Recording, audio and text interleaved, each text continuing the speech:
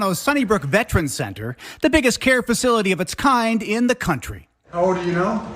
Almost 102. Here, Prince Harry met with some of the nation's oldest veterans who served in either the Second World War or the Korean War, and the prince seeming to really enjoy himself.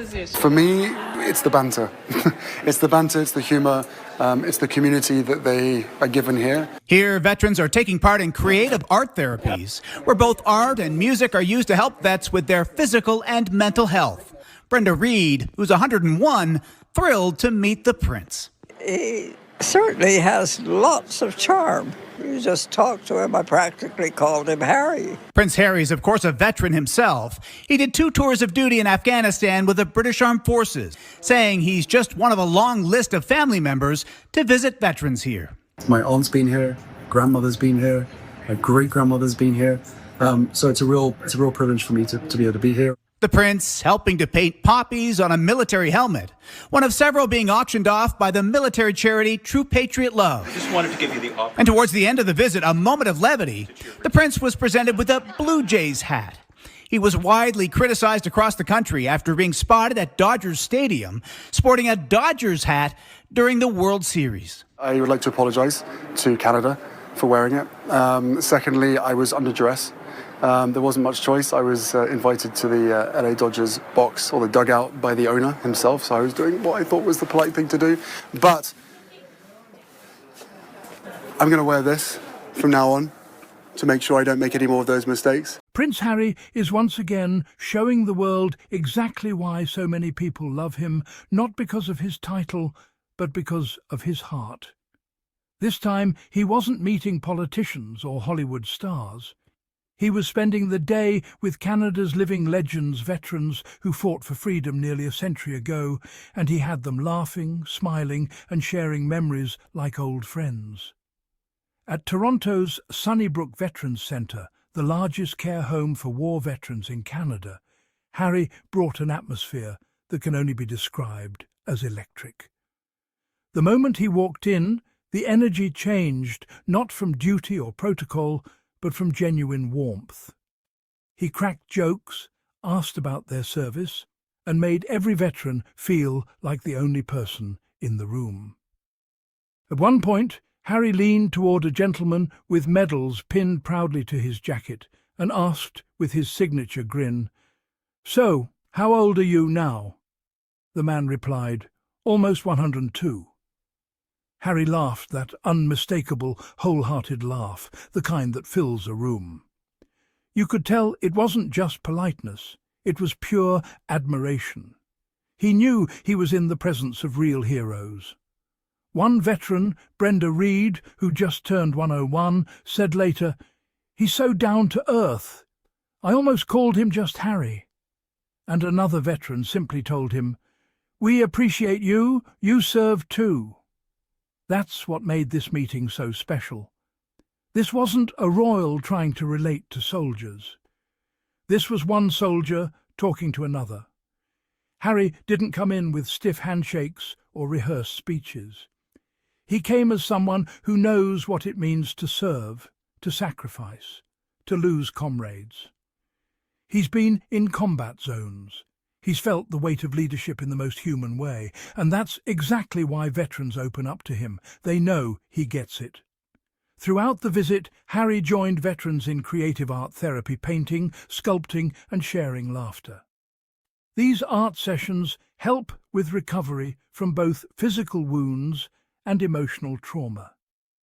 It's something Harry has long championed, especially through his Invictus Games, the global sports event he founded to celebrate wounded veterans' strength and spirit. It's poetic, really. Toronto is where the Invictus Games first came to life years ago, and now Harry's back not as a prince making headlines, but as a man continuing the same mission, healing through community. As he painted red poppies on a military helmet, part of a charity auction, you could see that familiar glint in his eye. It was a mix of focus and mischief.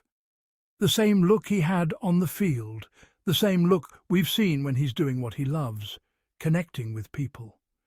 That moment summed him up perfectly, service with a smile, heart with humour.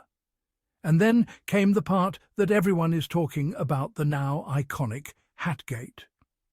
Here's how it happened. Not long before this visit, Harry had been spotted at a Los Angeles Dodgers baseball game wearing, you guessed it, a Dodgers cap. Seems harmless, right? Well, not if you're in Canada. Canadian fans jokingly accused him of betraying them for backing an American team. The tabloids had a field day with it, turning a fun baseball outing into mock headlines about Harry going Hollywood. So when Harry arrived in Toronto, the veterans decided to turn the joke right back at him. Toward the end of his visit, they presented him with a Toronto Blue Jays cap. Harry burst out laughing. He threw up his hands and said, all right, I owe Canada an apology." Then, grinning from ear to ear, he added, "I didn't have much of a choice. I was invited by the Dodgers owner himself. I was just trying to be polite, but I promise I'll wear this from now on so I don't get in trouble again." The room erupted in laughter. Veterans, nurses, staff, everyone lost it. That's Harry's magic. He can take what others twist into drama and turn it into shared laughter. He knows how to read the moment, how to ease tension, how to make everyone feel at ease. That's not a PR trick. That's emotional intelligence, something the world doesn't often see from public figures, let alone royals. After the laughter settled, Harry took a moment to reflect. He reminded everyone that his family has a deep history with Sunnybrook. "My great-grandmother, my grandmother and my aunts have all visited here," he said, "so it's a real honour to carry that forward." But his tone wasn't about duty or obligation. It was about gratitude. He wasn't there as Prince Harry of the royal family. He was there as Harry, a soldier, continuing a legacy of compassion and service. And that's what sets him apart. He doesn't hide behind palace walls. He doesn't need a crown to validate his work. He shows up, rolls up his sleeves, and gets involved, always with humility and humour. As one veteran told a reporter, he's the kind of person you want to talk to again. You feel like he actually listens. That's what genuine leadership looks like. While tabloids in the UK continue spinning nonsense about him being out of touch or Hollywood Harry, the truth couldn't be more opposite. In Toronto, surrounded by veterans, Harry looked completely at home. No stage smiles, no forced poses, just real conversation, real laughter, real warmth. And you could see it, he's not doing this for cameras.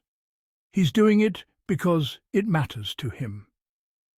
In an age where the monarchy is often associated with distance and image control, Harry reminds people that connection is the real royal duty. Let's be honest, people trust authenticity. They know when it's real, and Harry is as real as it gets. When he talks about service, he's not quoting a script written by palace aides. He's talking from lived experience. The 2 tours in Afghanistan, the friendships forged under pressure, the emotional toll that comes with military life, those experiences shaped him. And that's why, decades later, veterans in their 90s and 100s can meet him and immediately feel a bond. It's respect between equals. That's the difference between playing royal and being real. This Toronto trip wasn't a formality or a PR stunt. It was a full-circle moment returning to the place where his vision for the Invictus Games began, and where years ago the world first saw him with Meghan. Back then, Toronto was the setting of their love story. Today, it's a chapter in his legacy of service. He arrived as a global humanitarian, husband and father, still grounded, still himself. And while Hatgate gave us all a good laugh, this visit gave us something even better, a reminder that kindness, empathy and humour are timeless forms of leadership. It showed us a man who can sit with centenarian veterans and make them laugh till their eyes water. A man who can turn criticism into comedy. A man who doesn't need titles to earn respect. Brenda Reed put it best. He certainly has lots of charm. Because Harry's charm isn't rehearsed. It's real. And when people like Brenda, people who've seen a century of change, say that about him, it means something. He's the prince who paints poppies, cracks jokes about baseball caps, and carries himself with the same humility whether he's at Buckingham Palace or a veterans' care home. He doesn't try to impress. He connects. He doesn't demand attention. He earns it. And maybe that's what real royalty looks like, not hierarchy, but humanity. So, as Harry continues his Toronto engagements, meeting with charities, veterans and Invictus families, one thing is clear. His sense of service hasn't faded. If anything, it's stronger than ever. He's found his purpose not in palaces or titles, but in people. And maybe that's why so many, even across oceans, continue to root for him. Because he represents something rare in public life sincerity. If this story warmed your heart as much as it did mine, don't forget to subscribe for more stories of Harry and Meghan making a difference around the world. Thank you for watching, and remember, the truest royalty isn't born into power. It's earned through compassion.